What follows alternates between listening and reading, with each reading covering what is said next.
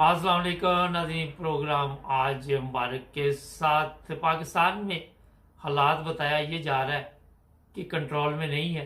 किसी वक्त कुछ भी हो सकता है, क्या हो सकता है किसी को भी पता नहीं। इरफान अहमद खान साहब जर्मनी से हमारे साथ है। खान साहब, क्या हो जाएगा ज्यादा से ज्यादा, आप क्या देख रहे हैं?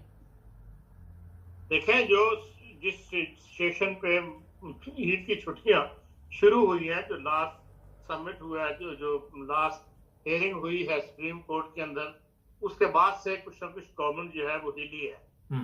इससे पहले तो रवैया ये था वज़ीर आज़म का और इत्तेहादी जमातों का कि भाई इन्हें जैसे परवाह नहीं है सुप्रीम कोर्ट क्या फैसला कर रही है या क्या कहती है।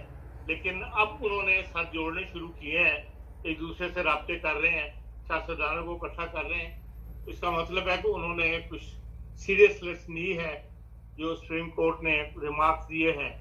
और सुप्रीम कोर्ट के रिमार्क से तो यही अंदाजा होता है कि वो लास्ट मौका जो है वो दे रहे हैं सियासतदानों को कि भाई इकट्ठे हो जाओ। और इस बात को तस्लीम किया सुप्रीम कोर्ट ने कि इलेक्शन का फैसला करना हमारा काम नहीं बल्कि सियासतदानों का काम है। तो सियासतदान मिल बैठे और इसके ऊपर अपना एक फैसला करें तो वो ज्यादा बेहतर होगा। और उसके लिए सुप्रीम कोर्ट भी तैयार है कि जो मई की डेट उन्होंने दी हुई है उसके ऊपर वो बजट नहीं होंगे। लेकिन वो कहते हैं कि सियासतदानों का मुश्तरका फैसला होना चाहिए, किसी एक सियासी पार्टी का नहीं होना चाहिए। और अगर ये फैसला इकट्ठे नहीं होते तो फिर वो कहते हैं कि हमने जो मई की डेट दी हुई है वो हमारी तरफ से फाइनल है।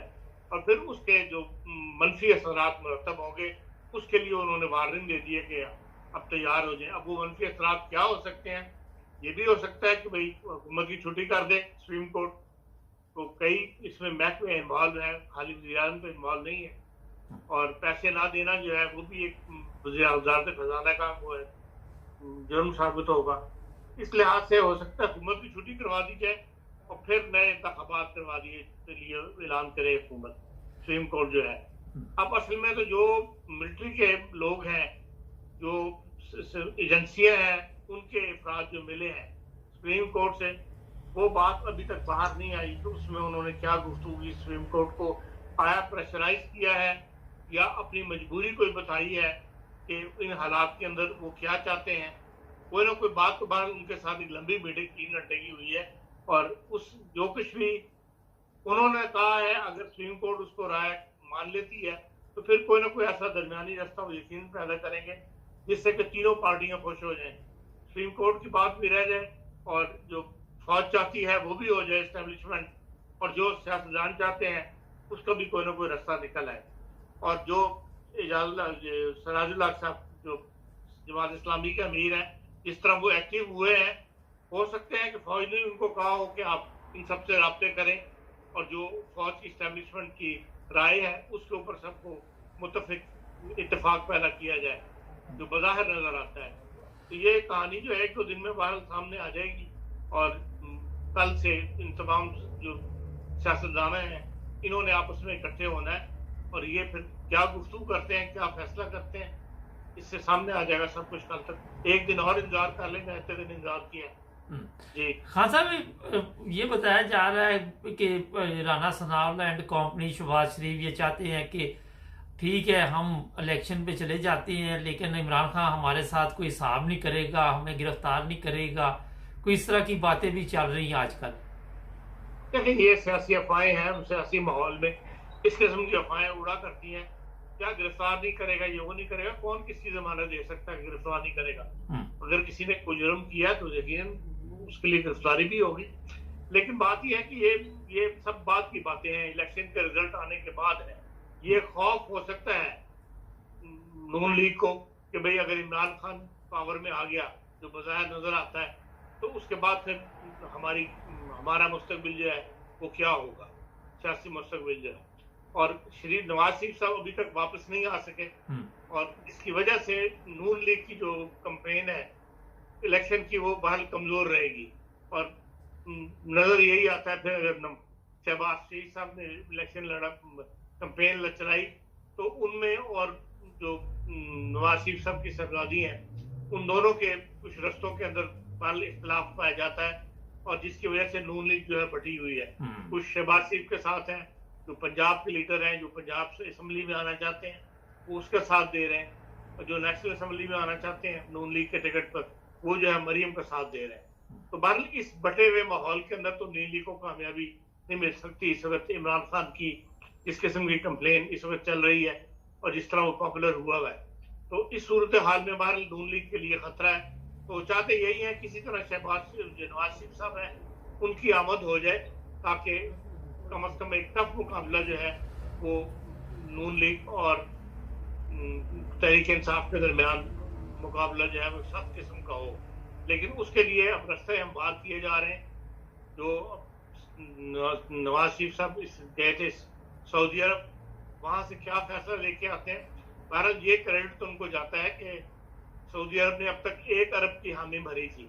अब नवाज शरीफ साहब के जाने के बाद उन्होंने 2 अरब की हामी भरी है कि भाई हम 2 अरब देने के लिए तैयार हैं, ताकि IMF की किस्त जो है वो जारी हो सके। तो ये बहरहाल उनके तल्लुकात जो हैं वो यहाँ काम आए हैं। इसके लिए यकीनन कोई ना कोई रास्ता जो है वो सऊदी अरब का प्रेशर भी काम करेगा। तो नवाज शरीफ साहब को जो है इलेक्शन कैंपेन से पहले जो है पाकिस्तान में जाने की इजाजत दी जाए। अभी एस्टेब्लिशमेंट जो रुकावट बनी हुई है उसको सऊदी अरब राजी कर ले तो फिर यकीनन कुछ ना कुछ काया जो है पलट जाएगी इलेक्शन के दौरान। खान साहब, नून लीग में काफ़ी मसाइल आ गए हैं और नून लीग के जो पुराने लोग हैं वो मरियम से भी इख्तलाफात कर रहे हैं। कोई शहबाज शरीफ के साथ है, कोई मरियम के साथ है, कोई नवाज शरीफ के साथ। तो किस तरह ये इलेक्शन जीत सकते हैं इमरान खान से? तो इमरान खान तो इतना मकबूल लीडर बन गया। देखिए, ये सारी नजरियाती पार्टियां तो है नहीं, ये तो शख्सी पार्टियां हैं। अगर नवाज शरीफ साहब पाकिस्तान आ जाते हैं फिर उन्हीं का हुक्म चलेगा, उन्हीं की बात चलेगी। ये सब एक लाइन में उनके सामने खड़े हो जाएंगे। जो आपको बगैर इख्तलाफ नजर आता है ना, जो निसार अली खान साहब जैसी जरूरत दिखाने वाला आदमी, इख्तलाफ करने वाला आदमी जो है वो और कोई नहीं है नून लीग के अंदर। जैसे सूबा सरहद के अंदर 1-2 बंदे जफर इकबाल झगड़ा वगैरह खड़े हुए हैं, तो लेकिन उनको मिलना कुछ नहीं, इसलिए कि वो अवाम में पॉपुलर नहीं है। तो इसलिए आज से बाहर अगर नवाज शरीफ साहब पाकिस्तान आ जाते हैं तो फिर नवाज शरीफ की पार्टी जो है दोबारा मुत्तहिद हो जाएगी।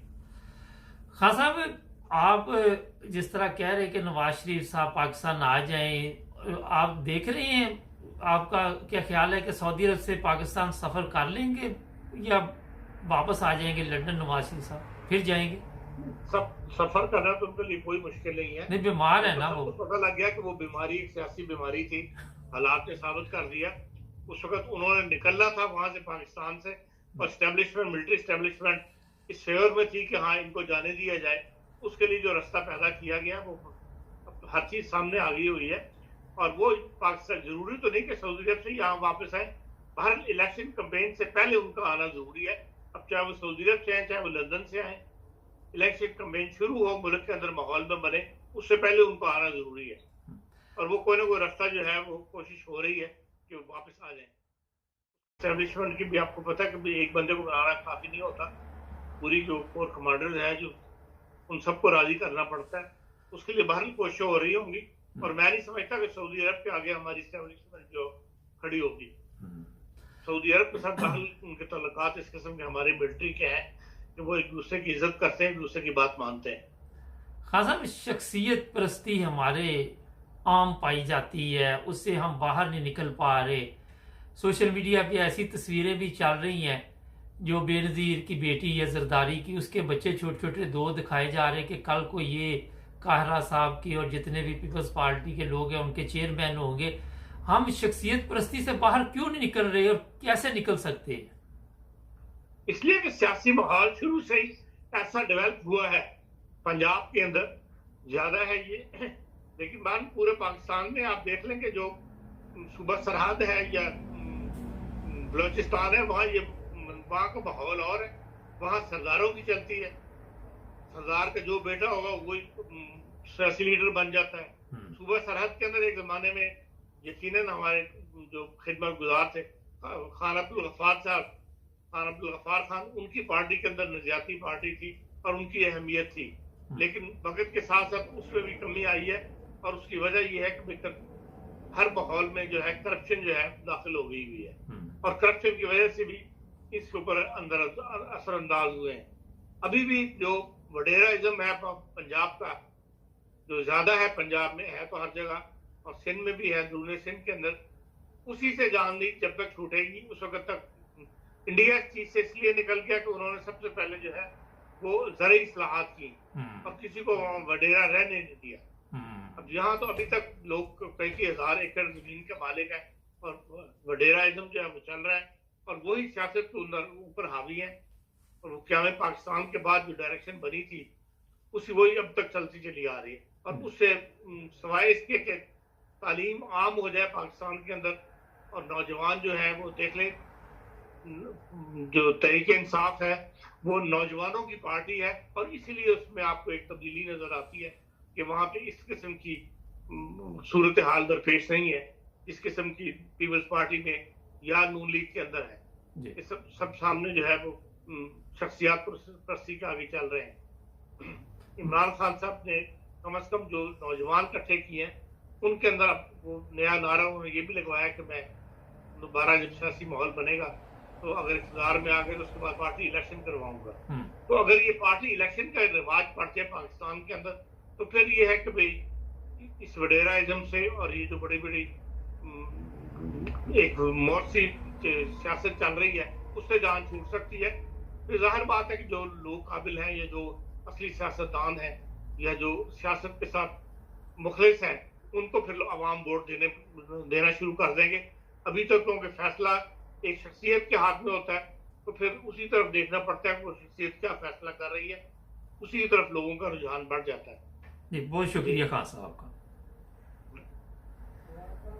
नाज़रीन, ये एक दो दिन में पता चल जाएगा कि ऊँट किस करवट बैठता है, लेकिन इस वक्त परेशानी बनी हुई है, अवाम भी परेशान है, सियासतदान भी परेशान है, फौज भी परेशान है, जज भी परेशान है। कैसा ज़बरदस्त मुल्क है, सारे ही परेशान। सब्सक्राइब करें, जुड़े रहें।